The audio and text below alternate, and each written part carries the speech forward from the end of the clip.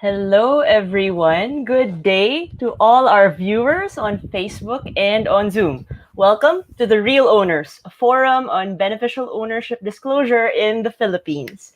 We're now on the second day of the Extractive Transparency Week. We hope you'll join us in different discussions and events until Thursday.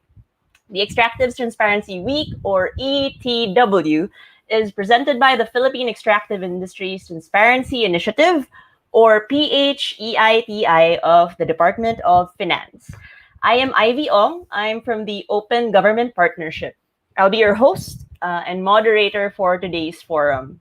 So before we proceed, let's learn more about beneficial ownership transparency through this video from the EITI International. Millions of companies are established all over the world every year. But sometimes, the owners of those companies are anonymous and untraceable.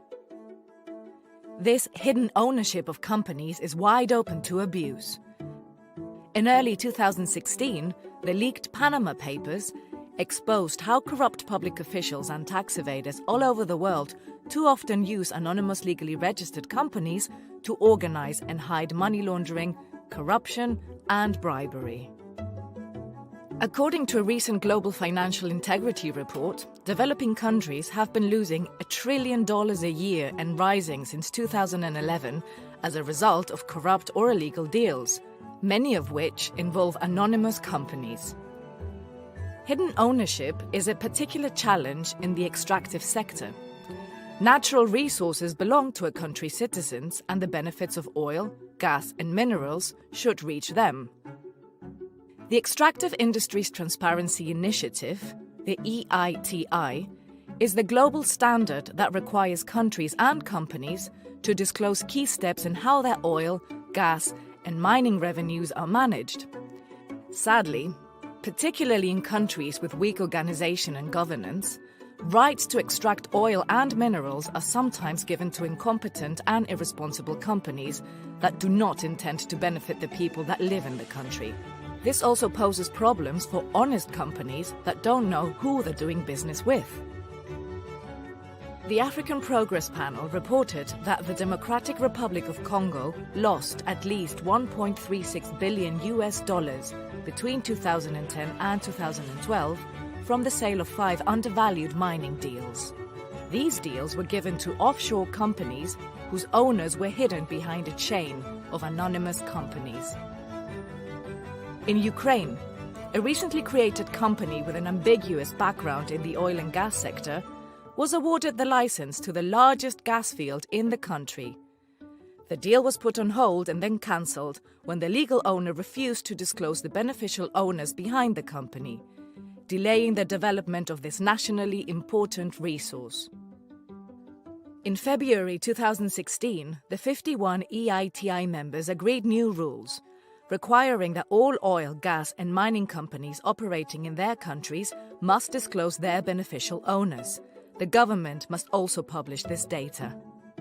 It also requires public officials, so-called politically exposed persons, to be transparent about their ownership in oil, gas, and mining companies. Publishing the identity of those who are given the rights to exploit resources helps prevent conflicts of interest. EITI countries are pursuing transparency in company ownership to prevent tax evasion, corruption, and money laundering. This will help ensure that there is a level playing field for all companies and that governments get the revenue they are owed. Few countries have so far made this information publicly available, so this step by EITI countries will make a big difference. And it sparked a wider reform effort. Many EITI countries and others have committed to establishing public registers of beneficial ownership. There is a growing call for clarity on who the real owners are, but reform is only half of the picture. Law enforcers, civil society, and others have a responsibility to scrutinize the information and to take action to hold to account those who misuse anonymous companies. Then, together we can ensure the extractive industries can benefit everyone.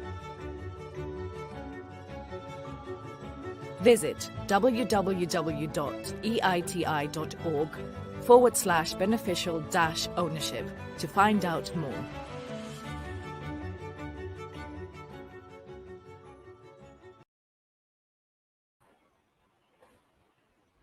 That's an amazing video showing how beneficial ownership has emerged as an essential means for combating corruption, stemming illicit financial flows, and fighting tax evasion. And if you could only see that there has been a huge uptake of beneficial ownership through OGP across developed and developing countries and across regions. So, from that, let's start the conversation. I'm curious to hear more about the mechanisms in place here in the Philippines when it comes to transparency of beneficial owners in different industries, particularly in those in the extractive sector. Joining us in the first part of this discussion is Assistant Director of the Anti-Money Laundering Division of the Securities and Exchange Commission, Enforcement and Investor Protection Department, Attorney Alfonso Lanuza Jr. Also here with us is the consultant for the 6th PH-EITI report and the former PH-EITI National Coordinator, Attorney Maria Carla Espinosa.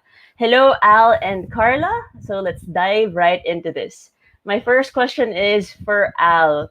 Very briefly, what is beneficial ownership and why are we implementing it here in the Philippines? What does the government require to disclose and who is required to make disclosures? Al? Yeah, I'd like to say good morning, everybody. It's good to be here and sharing information regarding beneficial ownership.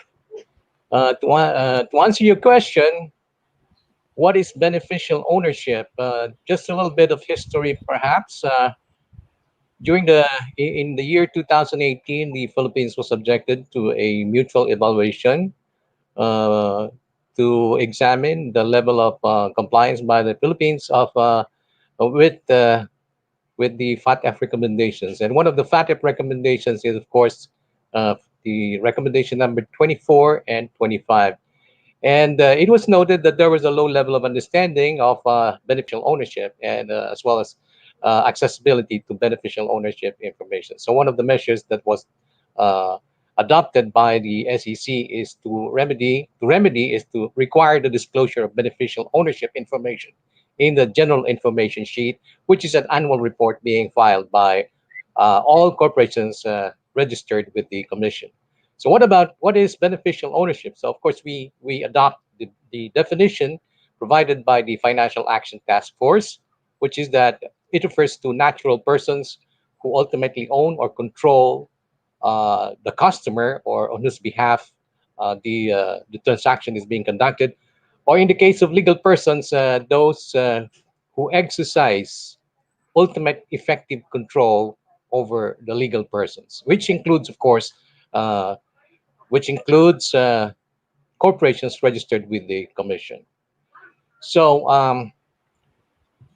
why is it being required to be disclosed? First, of course, it is in compliance with international standards and best practices, as I have already mentioned. Uh, the uh, the requirement to disclose is one of the measures adopted, implemented by the commission in order to address the gaps which were noted by the Asia Pacific Group on Money Laundering, the Mutual Evaluation Team, insofar as beneficial ownership information is concerned. So there is that requirement to disclose beneficial ownership in the general information sheet by both the domestic corporations and foreign corporations registered with the commission.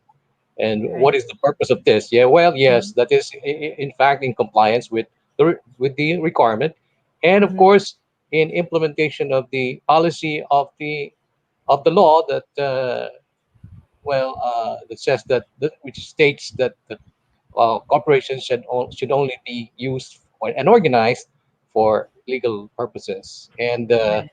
beneficial ownership information, the requirement rather, is one of the ways by which uh, a corporation may be prevented from being misused, or Right. it's a measure Yeah. to prevent the misuse of Mhm. corporations for illegal purposes. Correct. Thank you so much for that. And I guess a follow-up question for you after that, helpful definition. How often is the commission being updated about changes in ownership or, the status of beneficial ownership? Well, under the circular, the commission is supposed to be apprised of any material change in the beneficial ownership information within 7 uh, w- calendar days from the time that the change occurred, or from the time that the change became effective. So if there is any change in the material change in the beneficial ownership information of a corporation, that should be reported to the commission within 7 days. There's if the corporation is multi-layered, which means it has several layers of corporate owners, then there is a 30-day period within which they can submit the change in beneficial ownership information, provided that they give an explanation why they were unable to submit the information within the 7-day period. Got it. So Thank you so we much. yeah, okay, thank you.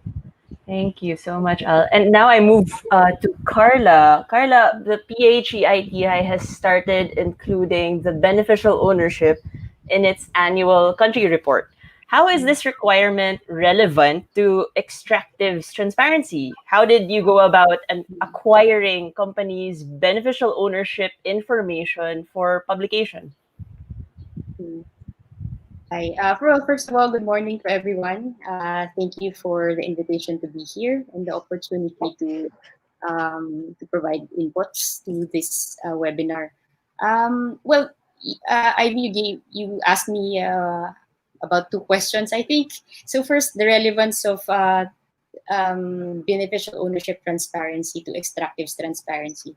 Well, to make it short, actually, the introductory video talked about it already. The rationale, so to speak, for beneficial ownership transparency. Of course, it is essential. It is essential to any company's transparency claim to be open about its owners or the persons who hold interest in it. First, because when you talk about accountability as an offshoot of or consequence of transparency, those who exercise ultimate effective control, as Al mentioned, over the company will and should ultimately be liable for any violation of or non-compliance with the law. Actually, even under the legal corporate bail doctrine, And well, second, there are laws actually that require ownership of certain businesses, including extractive industries, which are not allowed foreign control, for one. And beneficial ownership transparency would help enforce this prohibition. Another is that corporate entities, as you probably saw in the video, have in fact been reported to have been used to hide ownership that is illicit and used to perpetrate illicit activities such as tax evasion, money laundering, and or that suffers from conflict of interest, as in what was exposed in the so-called Panama Papers leak. And of course, knowing who the real owners of extractive companies can help deter or detect corruption, especially when sorry, especially when thank you, especially where politically exposed persons or public officials are involved, and this will help level the playing field for honest industry players. And ultimately, beneficial ownership transparency as part of extractives transparency is part of good governance of our natural resources and of our society in general. As to the second question, so you asked Ivy about how we went about acquiring or obtaining companies' beneficial ownership information. Is that correct? Yeah, yeah, Yeah, for publication. Yeah. for publication.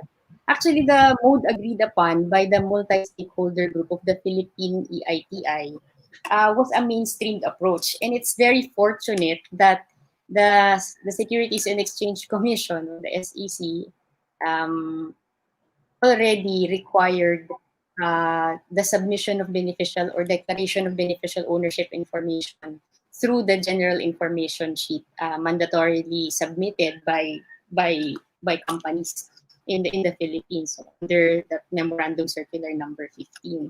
So Philippine EITI was supposed to just request the SEC for a copy of the BO declaration, BO beneficial ownership declaration forms of the companies covered by the EITI, at least for the sixth report. However, the SEC, in compliance with the Data Privacy Act, required, among others, a duly executed data sharing agreement between the SEC and the Philippine EITI or DOF, which would take which would take relatively long. And there were time constraints, so the multi-stakeholder group agreed to just request the companies directly, the companies themselves, to provide Philippine EITI with a copy of the declaration forms they submitted to the SEC as part of their GIS. Other than that, the Philippine EITI requested them to consent to the publication of this information and to declare in another form politically exposed persons from among the beneficial owners that they declared or submitted. All right. Thanks so much, Carla, for explaining and getting us a bit more insight on, the process and by which you were able to get to that first step of disclosure, at least for the extractive sector. So taking a pause first from our conversation and maybe going into, the perspective of someone from the extractive companies themselves. So as it stands, publication of the beneficial owners information is still voluntary, but there are some extractives companies who are leading the way in promoting transparency in the extractive sector. So let's hear from two of the companies that have chosen to publicly disclose their BO information through the PH-EITI country report. Here's Oceana Gold Philippines Incorporated and Nickel Asia Corporation. Let's roll the video.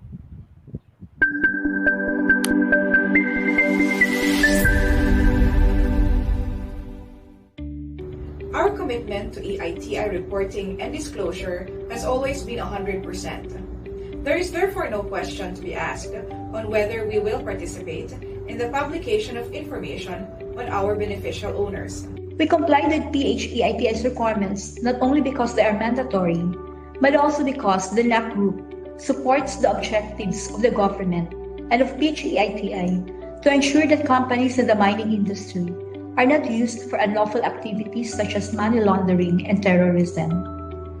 We were also assured by PH-EITI that it would disclose pertinent information about our beneficial owners, considering the data privacy rights of such persons.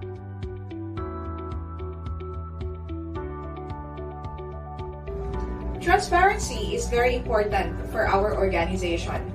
We believe that as a responsible miner, we should be able to communicate, we should be open, and we should be accountable as to how we operate to be able to produce gold, silver, and copper metals, how we mitigate the impacts of our operations, as well as how we contribute to the communities where we work and live in. Transparency also helps us, therefore, build a positive legacy. Transparency is part of our corporate culture. We have made it our mission to responsibly and sustainably develop the country's natural resources that the government and the Filipino people have placed under our stewardship.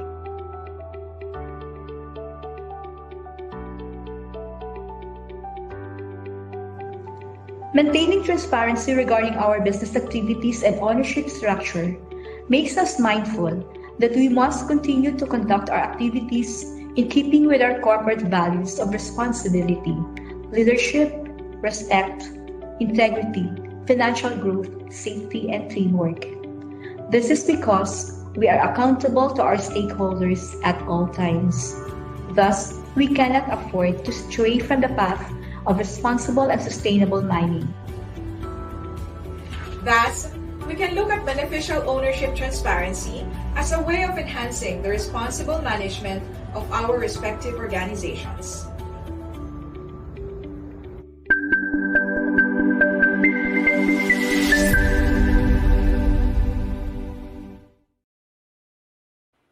Lovely. Now let's continue the conversation with Carla and Al. But now we're actually going to bring in more experts in the field. Joining the panel is the officer in charge of the National Privacy Commission's Privacy Policy Office, Attorney Ivy Grace Villasoto.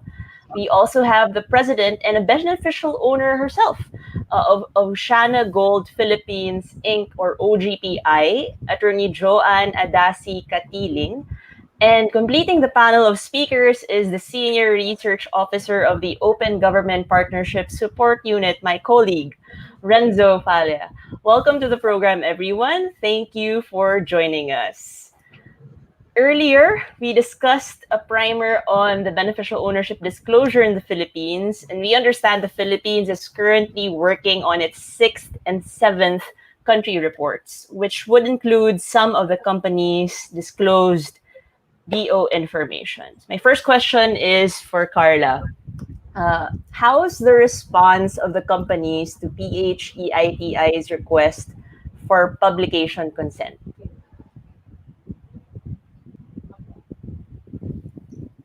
Well, throughout the reporting cycle, the information, the response we have gotten so far, I would say is modest to moderate. I say because for one, it was largely voluntary, and but we did get significant turnout of responses. And it is it okay, Ivy, if I may share some slides perhaps, just to give Yeah, you a visual of what we have gathered, of the data we have gathered. sure.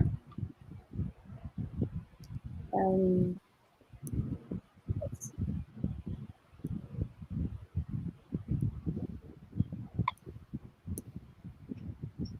so quickly, can you see my screen? If we could ask the secretariat to check if we could see it. Hmm. Well, in any case, in the meantime, I can probably talk about it in the Mhm. rest of time. Yeah. So, of about 65 companies that participated in the sixth reporting cycle of the ITI. About 28 fully participated in the beneficial ownership disclosure exercise. It's about 43%. So it's still less than 50%. We saw good participation from, of course, the biggest group, the metallic mining group. There were also non-metallic mining companies and oil and gas companies. However, you can still see 32% did not participate, and some did partially participate.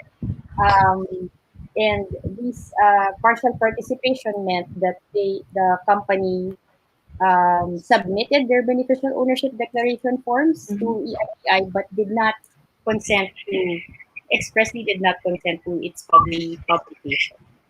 So Hmm. can you see my screen now? No. Yeah. Seems like that is a good segue to my next question, actually. Um, for Ivy, a common pushback is the concern on privacy of personal information of the beneficial owners. Can you tell us the scope or limits of the data privacy law in the Philippines in relation to the BO disclosure and publication? So, good morning, everyone. The Data Privacy Act of 2012 applies to the processing of personal information. So, that would include the names, nationalities, etc., details of the beneficial owner. So, whatever Mhm. you do with that, you collect it, you publish it, that is covered by the Data Privacy Act of 2012. But then the law, the DPA, recognizes several, what do you say, lawful criteria for processing. So it's recognized that under the DPA and under several other laws, so there could be processing which is based on a legal obligation, there could be processing which is based on law or a mandate. So in this case, I think what we've seen is that there are actually several executive orders, if I'm not mistaken, and other international standards which the Philippines has agreed to follow with respect to the publication and making this types of information publicly available.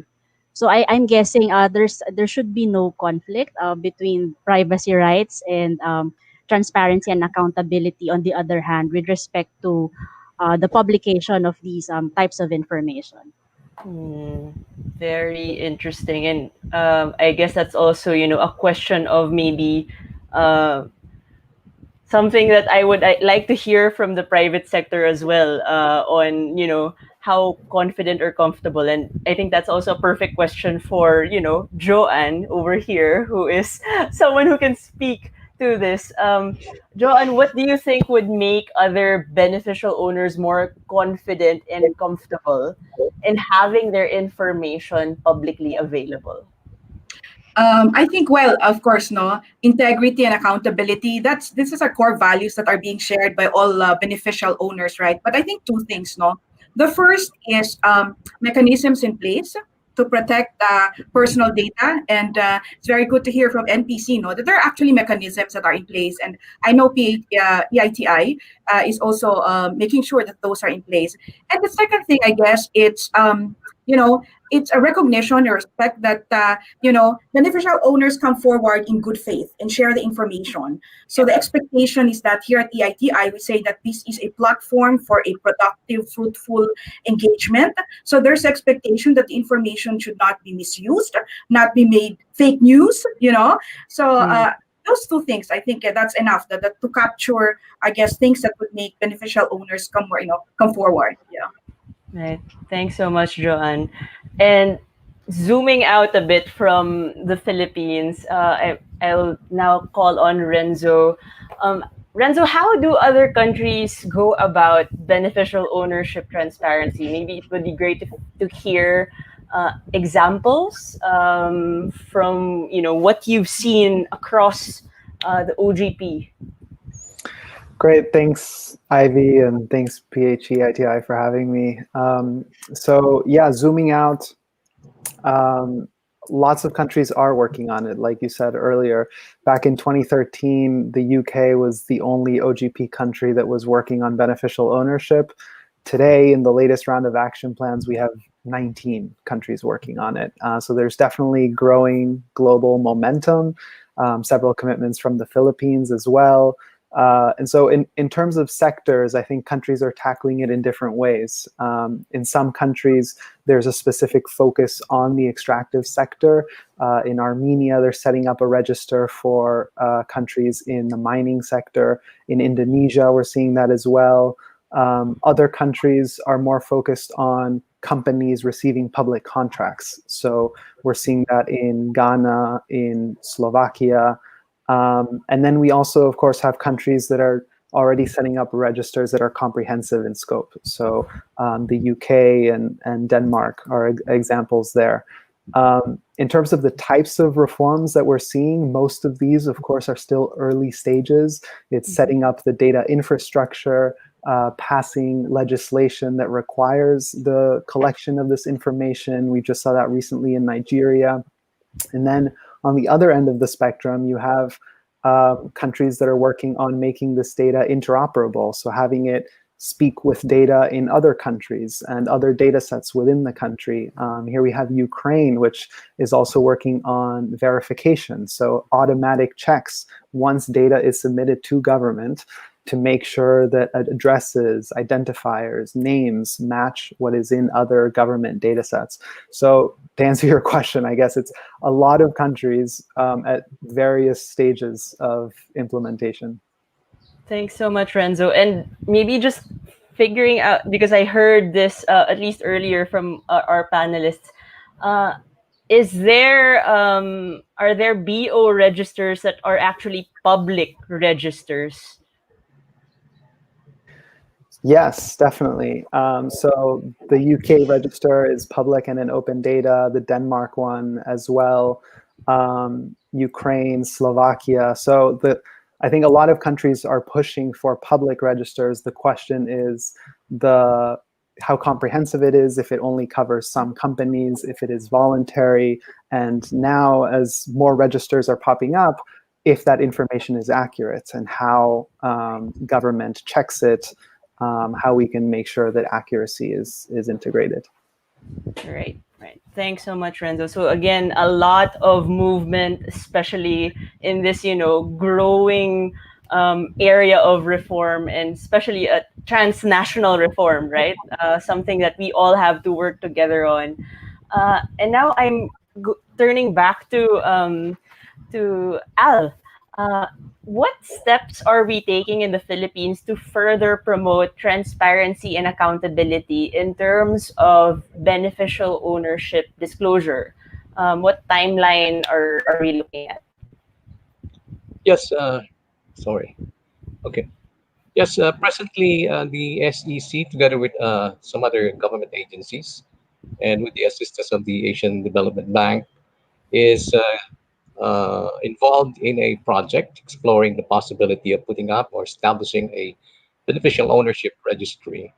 And we are presently exploring the possibility of pushing for legislation, or possibly through rules and regulations that may be promulgated by concerned government agencies.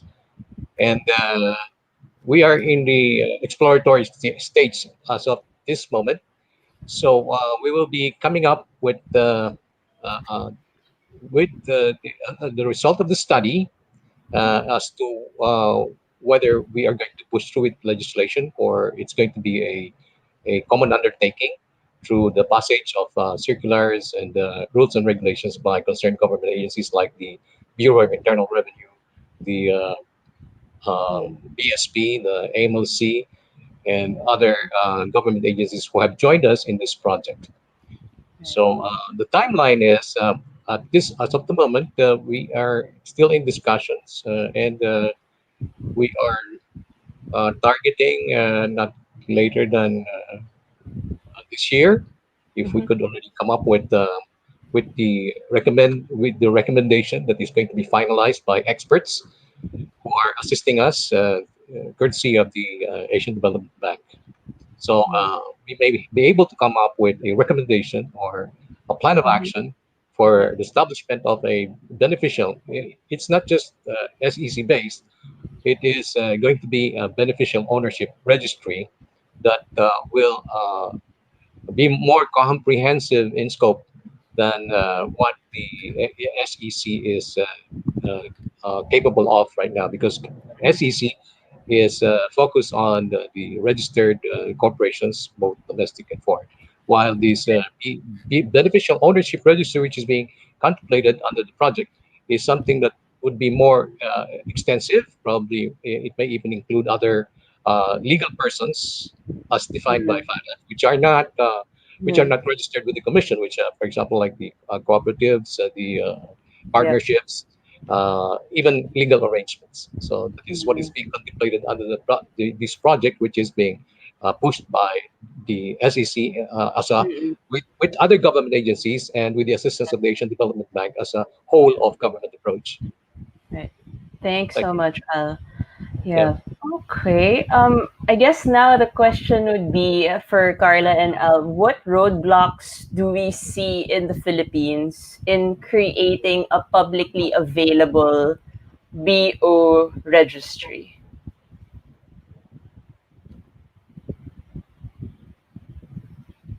Who would Who like would like to go ahead, Carla? to go first? You can go first. Oh, I wouldn't say it's a roadblock. Mhm. I would probably say it's a challenge. Maybe that it's the Data Privacy Act. Because the requirements of that law, it's perfectly a perfectly valid law protecting the data privacy rights of individuals, have to be complied with. So I guess more instead of a roadblock, it's the challenge of making sure that that any measure to make beneficial ownership information publicly available comply with this law. Because the other, perhaps the other challenges that I see is, of course, include, uh, I guess, resistance from the corporate entities themselves, those who will be subject to the requirement, the hesitation and the resistance, which can of course be overcome with proper dialogue and with information regarding the requirement. Right? Al, would you like to chime in on this one? Uh, well, yes, beneficial ownership is kind of being resisted by some sectors. It's like they would like to value their privacy or uh, that setup that protects them. Let's saying from people who would be interested in harming them, for example, because of their wealth or anything like that. So uh, there are roadblocks because under our laws, we need laws in order to be able to enforce things. So if there is well, if there is a law, for example, that will require the disclosure of beneficial ownership information uh, in a more general in a beneficial ownership registry, then it would be easy. So it is the absence of a law probably that will make it more compelling Mm, or which would make the obligation more legally binding.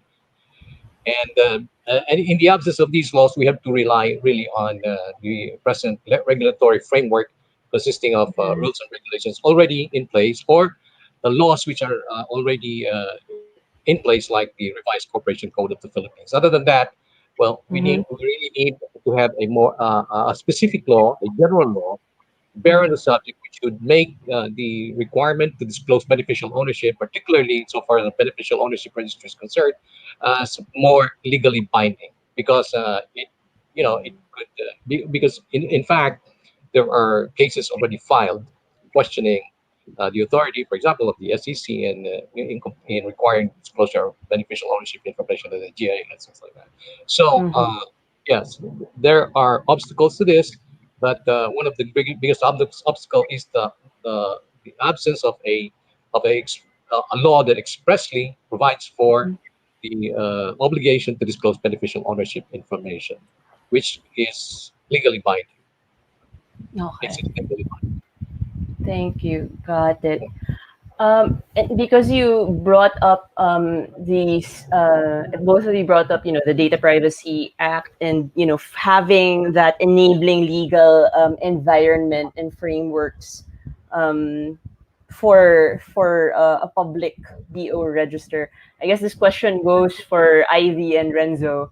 What safeguards should be in place to also protect the rights of the beneficial owners while still upholding transparency and accountability, especially in the extractive sector where, we're talking about the management of our natural resources, our country's natural resources. Ivy, maybe you can start. So, the Data Privacy Act of 2012, the state policy is that there should be protection of privacy while at the same time there's free flow of information. So, I'm guessing this is the Mm, free flow mm, portion of the law. Um, I think the what we've said before, we've issued actually an opinion on this. Since we understand, we recognize that the purpose of the publication is to ensure transparency and accountability, possibly deter any illegal activities. What we recommended instead is to make sure that what the information to be publicly available is yung limited to what is necessary to achieve that purpose. So we've seen a 2019 standard. It says that what are actually required is the name, mm, nationality, and country of residence. So if that would be enough, and then that should be the only information published. We recommend not publishing any other sensitive personal information. So that would be like the tax identification number, dates of birth, etc. Those which are not really important or necessary or proportional to the purpose of for purposes of transparency and accountability. So we do recognize at the NPC that this is a very good endeavor that the Philippines is participating in this. We wish to emphasize that the Data Privacy Act has never been a hindrance. It should never be a hindrance to any of these endeavors of the government, especially when we are complying with international standards and best practices. Thank Mm. you. Thanks, Ivy. Renzo, any you want to chime in?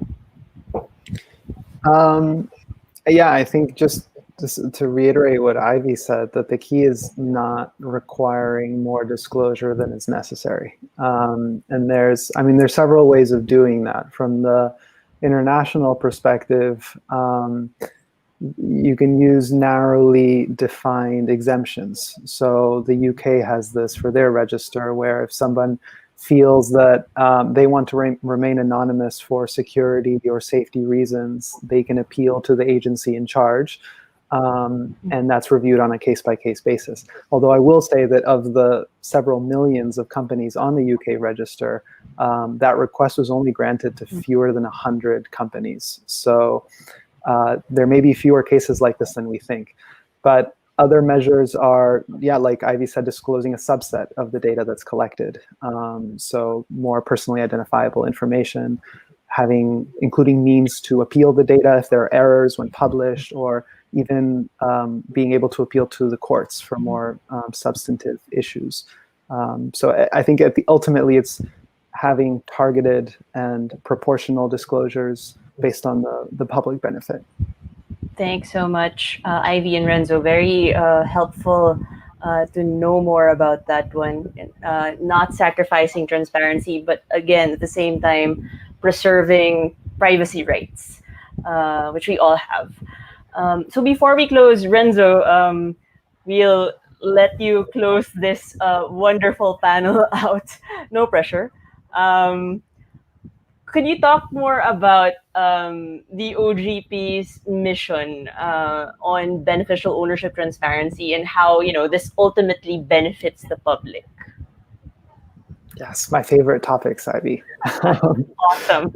So what is OGP doing? Well, we supported the launch of the Beneficial Ownership Leadership Group just recently last year. It's just a group of 5 countries, Armenia, Kenya, Latvia, Mexico, and Slovakia, that have publicly committed to ambitious beneficial ownership reforms and peer exchange. We're also we're providing implementation support with partners like Transparency International and Open Ownership. But the bigger question there is why? Why are we doing this, right? And to your question, Ivy, it impacts the public in a major way. And this is what our research focuses on right now. To give you a concrete example, in Slovakia, a major construction company didn't pay its subcontractors 70 million euros. Those small businesses couldn't pay their employees, and the employees in turn couldn't support their families. It turns out that money, those 70 million euros, had gone to Cyprus, to shell companies. And once the public found out, there were protests, public outrage, and a push for the government to do something about this. These shell companies are the main enablers of financial crime and corruption. And they're diverting resources that should be going to public services, health, and education. And this is especially critical right now during the pandemic, when we have governments implementing stimulus, social safety net packages, the biggest that we've seen in our lifetimes. And we want to make sure that this money reaches its intended beneficiaries. And a key way of doing that is to publish information about these beneficial owners. It's to uncover who is actually behind the anonymous companies, to be able to actually follow the money. So this is really a key measure that we can take that absolutely impacts the public, like it did in Slovakia. Amazing way to end this awesome panel, this wonderful learning experience from Al, Carla, Joanne, Ivy, and Renzo. Thank you so much for sharing what you know, making time to inform all of our viewers more about the importance of beneficial ownership, what the Philippines is doing, and again, possibly what else we can do to make this a reform that benefits all of us and protects us, and so that we can combat corruption and make sure that the state and the taxpayers' money really actually leads to its intended beneficiaries. So before I get into, I think we're getting some questions from some of our viewers. Um, I think I can briefly bring in Carla on. I think she wanted to show. Carly wanted to show some of the companies who complied. Uh, yeah, Sure. you could share your screen. Not their names though, but Can you do full can you see screen it now on screen? for this one? Here. How about this? Can you see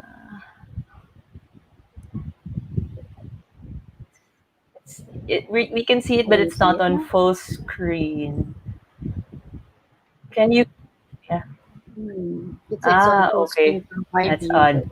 Okay, so please go ahead with the slide that you wanted to show.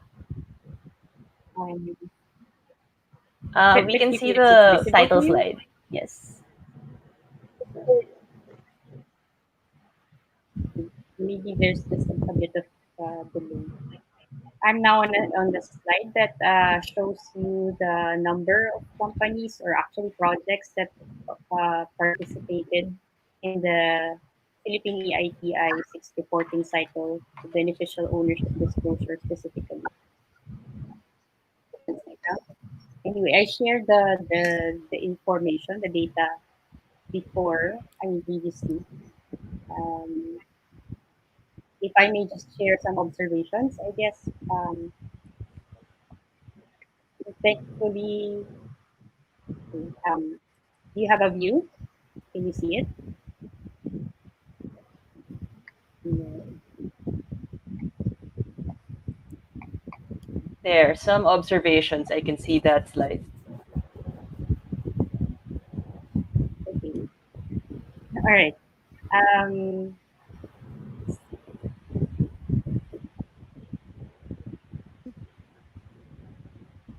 I shared to you the participation or the turnout. Let's just quickly go to some observations. I'm just not sure if our audience are familiar with the form, the beneficial ownership declaration form of the SEC, because if they are, they would know what this slide means.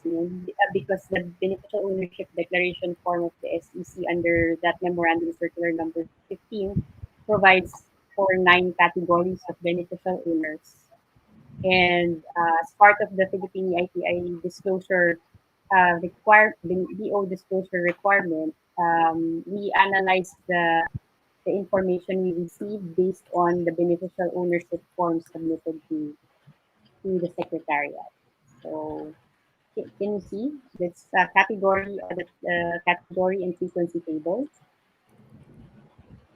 Anyway, the the observation really is, if you would notice, there is a predominant type of beneficial owner that companies report, and that's category I.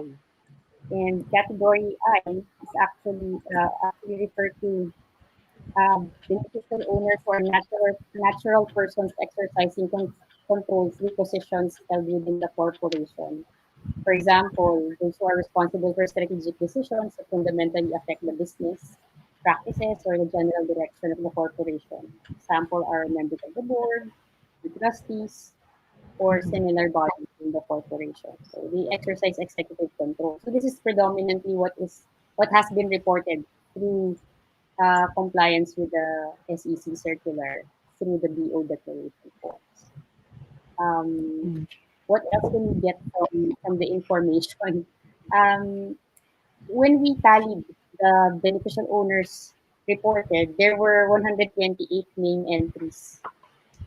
Of course, but these of course are not all unique. Only 94 of these 128 main entries are unique, meaning names repeat, especially for companies, for instance, that belong to one corporate group or who have the same board of directors or executive group. Um, as I mentioned, category I dominates the type of beneficial owner that has been reported. That's around 75%. And there actually for the exercise, each category of beneficial owner under the SEC circular occurs at least once because there's one company that declared a sole beneficial owner and indicated him as falling out of all of the nine categories. Mm-hmm. Um, and I would also like to share that there were no politically exposed persons identified from among the declared or reported beneficial owners by those who Mm-hmm. participated, except for one, for the officers of the state-owned Philippine National Oil Corporation exploration Mm-hmm. company, which is understandable because it is Right, state-owned. right, right. Thanks so much for this. Very helpful to get a snapshot, at least of what you already saw, and what we know so far. So now turning to the questions that we just got from, I think from Zoom, if I remember correctly. So the first question is from Aniseta Baltar. What happens if a high-ranking government official is found to be a beneficial owner of a mining company? Who would like to take this question? Al, would you like to take this question? Okay. What happens if a high government official? Well, Mm-hmm. usually the high government official would be the one in charge of the government. I think I've encountered answers beneficial ownership information referring to government officials simply because of they're the ones in charge or they're the ones running the government. So when that happens, well, that's information which means that the mining company is probably government owned or controlled or something like that. But if it's a high government official, then it is a politically exposed person. So, Mm, well, there are applicable laws that would probably apply. But insofar as beneficial ownership information is concerned, as far as the SEC is concerned, well, what is our concern is that the government official is not involved in using the mining company for graft and corrupt practices, something like that. mm, okay. Anyone else Maybe who I wants think, to weigh in? Yeah, please go ahead. yeah, I, yeah, well, maybe I just comment that it's not a bad thing, no? If that is the case, it's not a bad thing because, as Al said, there are governing laws, rules, and regulations, no? It doesn't mean that if a government official or any person for that matter with certain affiliations, no, or relationships, no, in fact, by coming forward and declaring that, it already shows, no, that the person is open. It's not, the person is not hiding it, no? So that has to be balanced, though, of course, with what the other law says. So we have to look at it. No? So I think it shouldn't be taken as a, it's bad. No? The Mm, conversation should not stop there. The discussion should not stop there. That's what I'm saying. mm, gotcha. Okay. Thank you. So that means, the moment they declare, like let's continue the conversation why, what for, etc. and if there are other laws that had to be discussed further. Okay, second question. It's anonymously submitted. As a follow up question, for a GOCC, the beneficial owner is ultimately the President of the Philippines, per SECMC number 15, series of 2019, section 2.1, category C. So for our corporation, we'll just report the Philippine President as our beneficial owner and not our board of directors anymore. Is that correct? Thank you. Well, the circular provides for the parameters, the guidelines, the standards of determining who is a beneficial owner. So it could be correct because the president of the Philippines is the one actually in control of that particular corporation. So based on that alone, the president of the Philippines would qualify as a beneficial owner based on the fact that he is the one ultimately in control of that particular corporation. So it satisfies the requirement of the parameters as provided for in the circular. Got it. Thank you. And another question coming in. How do we ensure the accuracy of the BO information? Who would Okay. like to come into Um, this? Yep, please go ahead. Go ahead, Al. Insofar as the circular is concerned, this is reported through the GIS, and the GIS is supposed to be under oath, which means that uh, there is a person who makes any false statement in the GIS would be subjected to life penalties, including criminal prosecution. So in that case, we that is one way to ensure that the information being provided is accurate by uh, by providing for sanctions for making false statements or perjured statements in the GIS. Another is, of course, we cannot be 100% uh, sure about the accuracy of the information, but the SEC will make it part of its uh, functions to validate the information in the GIS. So, what the SEC will do will it will conduct ocular inspections and validations through other Mhm. sources of information and see if the information provided in the GIS is accurate. And if it is not accurate, then there will be proceedings, there will be administrative action that will be taken, or even probably criminal prosecution that may be resorted to. So it's not really 100%. We do not guarantee 100% that information is correct. But that is how Mhm.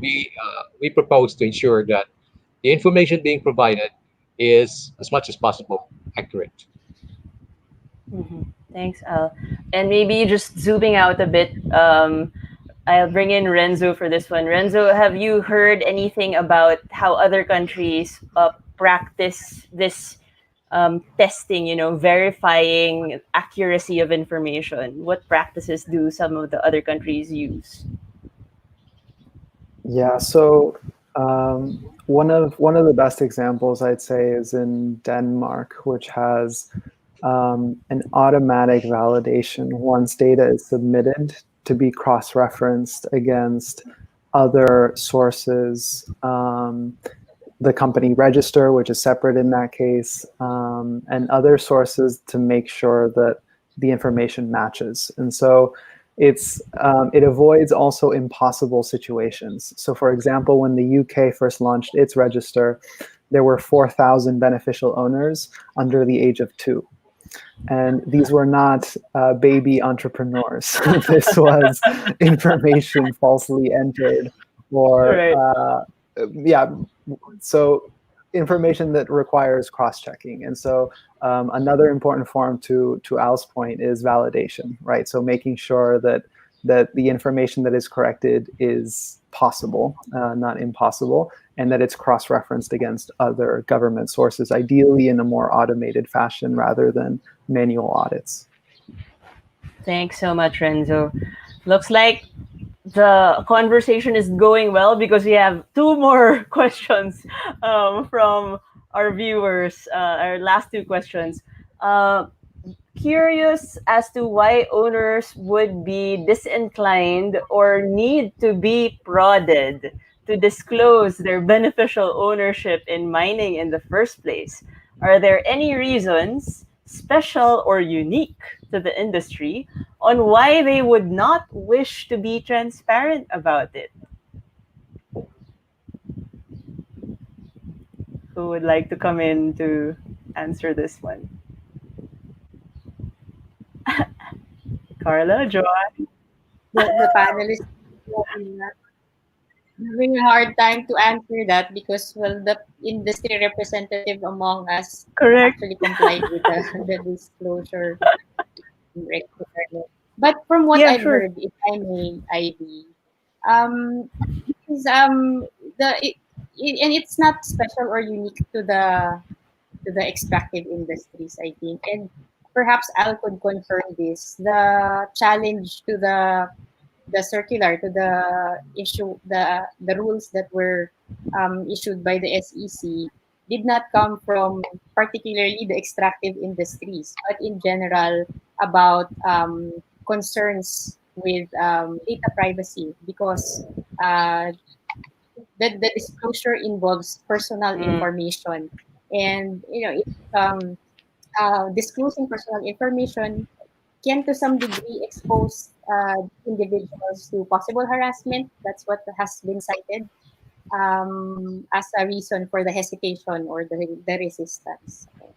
Um, Knowing that having the public know that they have interests in these corporations or mm. would expose them to possible uh, criminal activity that would probably endanger their safety or security. So that's what I have heard, Hmm. but it's not specific to the extractive industries only. Okay. Yeah. I share Joanne? Carla's comment. Yes, we don't think the issue of privacy is specific to mining. I think we're just talking of mining because we are at EITI, but I'm sure Yeah. in other industries, this thing is also being discussed, as this is data privacy is a universal theme, I guess, a concern across different industries. Okay. Got it. Thanks for that. So on to the last question then.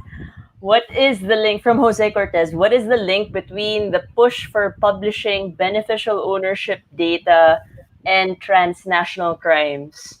So he cited money laundering, terrorist funding, recoveries of stolen assets, especially public funds. I believe this should also be established so the public better understands the context of why it is being pushed by regulators and multilateral organizations and networks.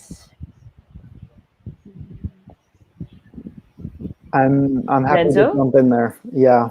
Um, go so ahead. the first thing I'll say is that this is very new.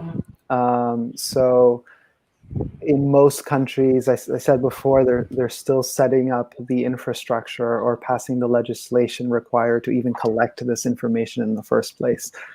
So we don't yet have strong transnational research on the link between disclosure and illicit activities.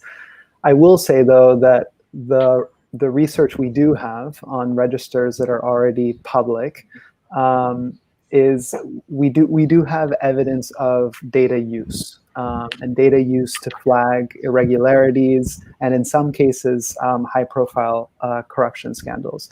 So for example, the Slovakian register was actually used by the Czech Republic to find out that the prime minister had a major stake in a company that received EU subsidies, which according to conflict of interest rules was not allowed. And so this was a big scandal there.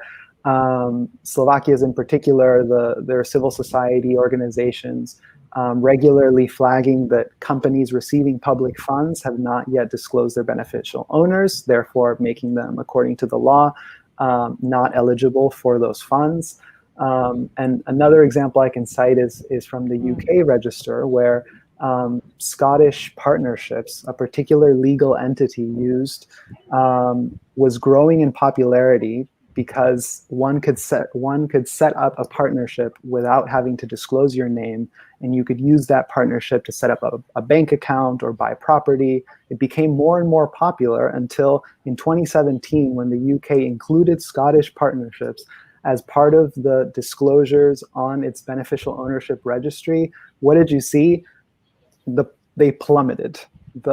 Suddenly people didn't want to have Scottish partnerships anymore. And so that's not necessarily a sign of wrongdoing, but it goes to show that these registers can affect behavior. They can change incentives, which at the end of the day is one of the key motivations behind setting them up. So I'll leave it at that. Awesome way to close this awesome Q&A as well. Thank you once again to Attorney Carla Espinosa, our former national coordinator of the PH-EITI, now the consultant for the report, Attorney Joanne Catiling of Ocean Gold Philippines, Attorney Alfonso Lanuza Jr. of the Securities and Exchange Commission, Attorney Ivy Villasoto of ENPC, and Renzo Falia of the Open Government Partnership. Virtual round of applause for this panel. So now, to give the closing message, let's hear again from the president of Oceana Gold Philippines Incorporated, Attorney Joanne Adasi Catiling. Thank you, Ivy. Let me just get this opportunity to formally close the session on behalf of the multi-stakeholder group of the Philippine Extractive Industries Transparency Initiative. Well, we plan for this to be a short and sweet session, but we love the questions that were coming in. I think the panel and Ivy, of course, we have been successful of generating interest, to talk about beneficial ownership and to talk about publication and disclosure of beneficial owners. I think that hopefully we all realize that this is not an intimidating topic. It's a topic that we can all openly talk about. We can all come together, different stakeholders, in oil and gas and mining, can talk about beneficial owners. So we're very happy that at least, with this short and sweet session, we were able to introduce a topic. We've heard about some just bullet points on what have been discussed. The first, we've talked about how is this disclosure being implemented now. We've heard from the SEC. We've heard from EITI. At the same time, we've also heard of exciting initiatives that we are looking at to push for disclosure and publication. There's a mention of a public registry, perhaps, on beneficial information that has been brought up. At the same time, of course, we have to recognize that there's a concern on data privacy, and Carla showed to us the numbers of less than 50% at this time participating. We have to recognize that though, and it's good that we have NPC with us that joining us and also we've heard from SEC and of course from international organizations like Renzo talk that there are actually mechanisms to be able to address that. There are discussions on future policies on how we can be able to balance these interests. What is clear though, of course, is we want to curb corruption. We don't like money laundering, illicit financial flows, anonymous companies. We want a level playing field with the disclosure of beneficial ownership information. Of course, well, Oceana Gold, of course, I just found out that we were the sole volunteer for the first disclosure, of beneficial owners in 2018. But I know there is a call, and among colleagues, of the industry that we continue to look at this beneficial ownership and the disclosure and publication thereof. And we hope, that the public will also appreciate, that there is a sustained effort from the industry to open up, to support anti-corruption initiatives and for better governance of our natural resources. So again, we invite everyone. Let's continue to have this exciting. This is an exciting space. There's a lot to continue the discussion with. We thank all the panelists, the experts, no, who have shared their insights with us. We thank all of the attendees. No, thank you for your questions, and we invite again all of you to continue attending the rest of the activities. In celebration of the Extractive Transparency Week. There's another virtual conference tomorrow that talks about natural resource governance.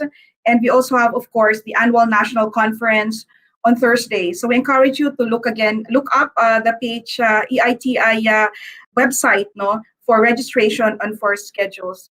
So again, to all of us, let's have a good lunch. Let's continue to have a pleasant day, a good day. And let us all keep safe and well. And yes, continue the conversation on beneficial owners. Thank you. Fantastic. Thank you for that wonderful closing, Joanne. And thank you to everyone for joining us today in the comfort of your homes and probably in your offices for some of you.